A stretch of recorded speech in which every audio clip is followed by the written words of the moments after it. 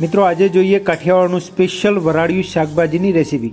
શાકભાજીમાં ભરવા માટે મસાલામાં સિંગદાણાનો પાવડર, લીલું લસણ, મિક્સ ચવાણાનો પાવડર, કોથમીર, તલ, દાણા જીરું, મરચું, ખાંડ, હિંગ, મીઠું અને લીલા મરચાંની આદુની પેસ્ટ, બટાકા, શક્કરિયા, રીંગણ, લસણ, ડેટી, મરચાં, વાલોળ આ બધાને ચીરે કરી શાકભાજીને બાફવા મૂકી છે। જો બધા શાકભાજી ગોઠવી દીધા છે।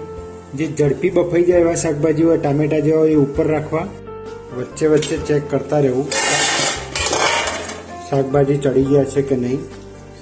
આ રીતે એને જોવા, જો સોય આખી અંદર જતી રહેતી હોય એ ચડી ગયા છે, એ રીતે આપણે એને તપાસવાનું।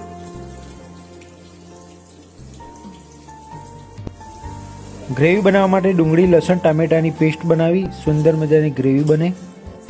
આ રીતે બધા જ શાકભાજી વરાળિયું તૈયાર છે અને રોટલા ઘડાઈ રહ્યા છે।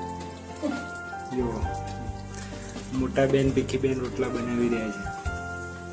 દહીં એડ કરી કાઠિયાવાડી રેસીપી વરાળિયું બનીને તૈયાર છે।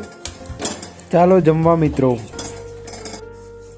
છગનલાલ, પાર્થ, નિધિ, રિયા, વિશ્વા, હેતલ, ભીખીબેન, શિલ્પા,